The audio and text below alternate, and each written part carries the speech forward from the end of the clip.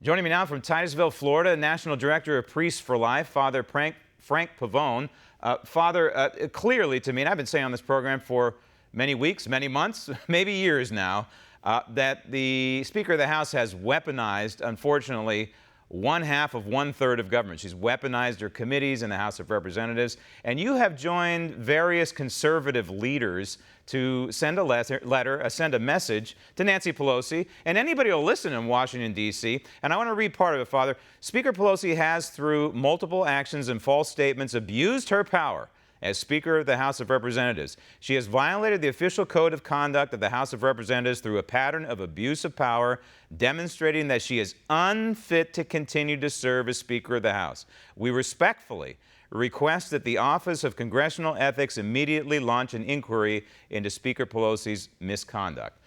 This is wonderful, and this is holding the Speaker of the House and anybody in Washington, D.C. accountable. Well, exactly, and for the reasons that you already stated very, very well.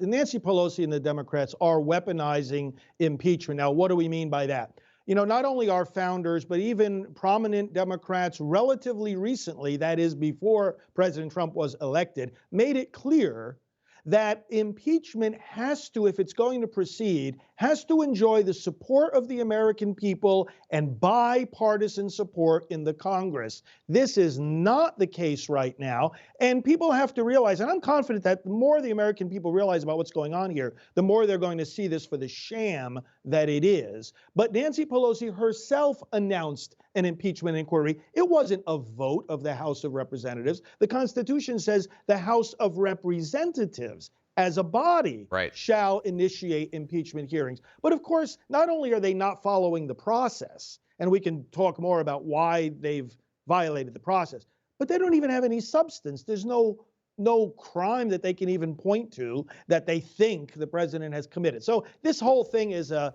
partisan sham. It is. Unfortunately, Father, you're dead on target. It's like you lifted the words that I've been saying on this program for quite some time now. But here's the unfortunate part. The Ethics Committee is chaired by a guy from Florida, this Teddy Deutsch, who's a Democrat, who's in the back pocket of Nancy Pelosi. So there are many names that signed on besides yours, Jenny Beth Martin, many good people. I would imagine this is probably, in some cases, a bipartisan, nonpartisan list of signatories. How do you follow up on something like this? How do you put pressure on the Congress that's run by Democrats in the House of Representatives to investigate itself effectively?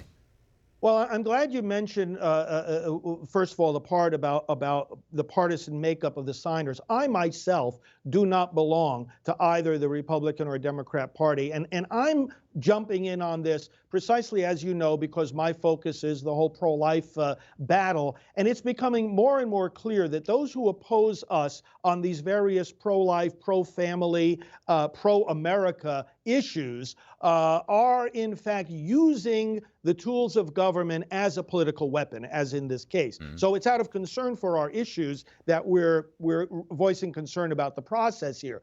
Secondly, you point out a big problem. You know, if the tools of government that are meant to address these abuses are themselves controlled by the people committing the abuses, then what recourse do we have?